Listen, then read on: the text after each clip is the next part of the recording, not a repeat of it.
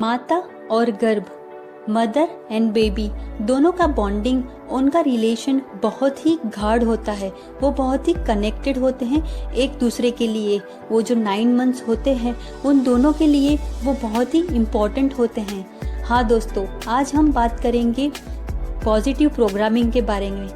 Baby का positive programming हम कैसे करेंगे, इम्पोर्टेंट क्या है गर्भ संवाद का, मदर बेबी बॉन्डिंग कैसे ज़्यादा अच्छे से हम कर पाए, उसके बारे में हम बात करेंगे।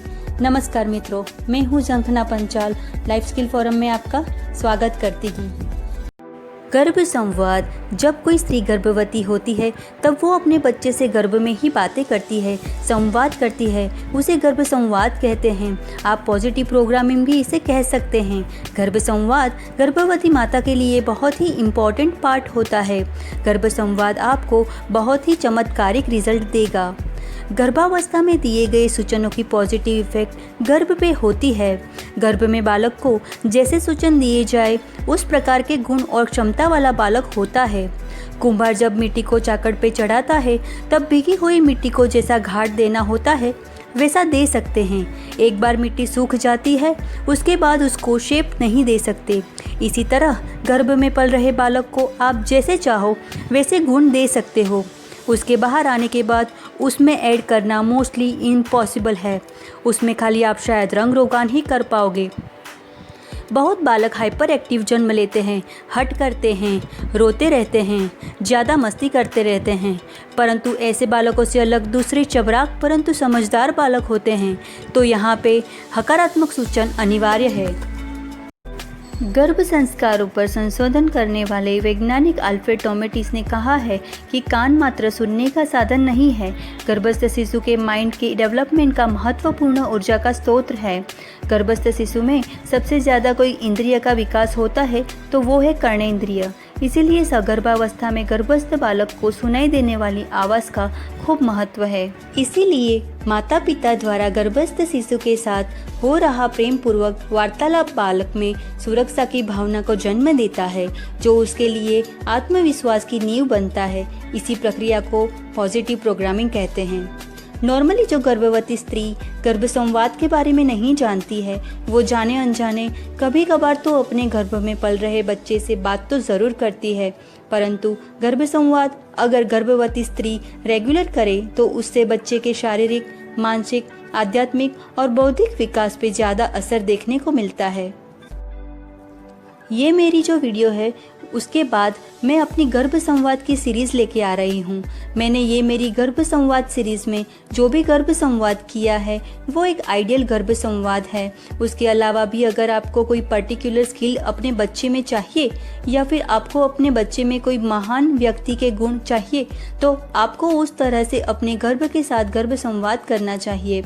फॉर एग्जाम्पल, आपको कोई महान व्यक्ति जैसे कि स्वामी विवेकानंद जैसा बच्चा चाहिए तो आप पर्टिकुलरली स्वामी विवेकानंद के बारे में ही बच्चे से बातें करें, उनकी कहानियाँ बच्चे को बताएं, स्वामी विवेकानंद की सभी स्किल्स के बारे में उसे बताएं, उनकी आत्मकथा ऑटोबायोग्राफी पढ़े, उनकी छवि की स्मरण करें। ये सब करने से आपके बच्चे में भी स्वामी विवेकानंद के गुण आएंगे। गर्भ संवाद इतना पावरफुल है कि अगर आप कंटिन्यूसली करते हो तो उससे आपके बच्चे पर पॉजिटिव इफ़ेक्ट बहुत ही ज़्यादा होता है। यहाँ पे मैं आपको एक रियल एग्जाम्पल बताना चाहूँगी। इस एग्जाम्पल में आप देखेंगे कि हकारात्मक सूचन की गर्भस्थ शिशु पे कैसी असर होती है। नेपोलियन हिल नामक एक अमेरिकन राइटर ने थिंक एंड ग्रो रिच नामक पुस्तक लिखा है। उसमें उन्होंने अपना एक रसप्रद प्रसंग लिखा है। वो कुछ इस तरह से है। नेपोलियन हिल की पत्नी सगर्भा थी। तब डॉक्टर्स ने सोनोग्राफी की और बताया था कि गर्भ में पल रहा बच्चा सुन नहीं पाएगा, उसकी कर्णेंद्रिय नहीं होगी।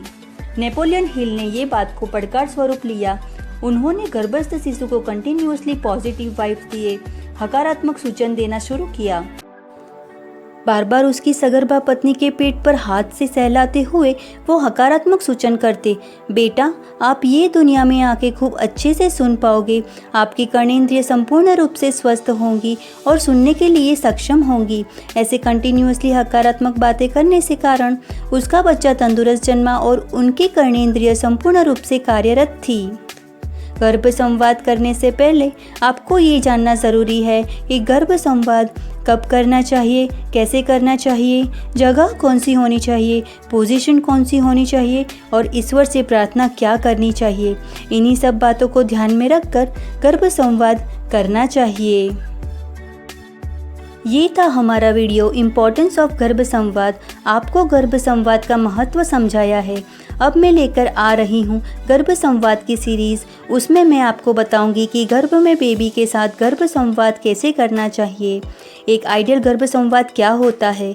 तो उसके लिए आपने अगर मेरी चैनल लाइफ स्किल फोरम को सब्सक्राइब नहीं किया है तो ज़रूर से सब्सक्राइब करें और बेल आइकन ज़रूर से क्लिक करें, ताकि मैं मेरी गर्भ संवाद की सीरीज़ वीडियोस शेयर करूं तो उसकी नोटिफिकेशन आपको ज़रूर आए। आपका एक सब्सक्रिप्शन, आपकी लाइक और शेयर हमारे लिए बहुत ही इम्पोर्टेंट होती है। वो हमें बहुत ही अच्छे वीडियोस बनाने के लिए प्रोत्साहित करती है। तो इसी के साथ मैं शंखना आपसे विदा लेना चाहूँगी। धन्यवाद।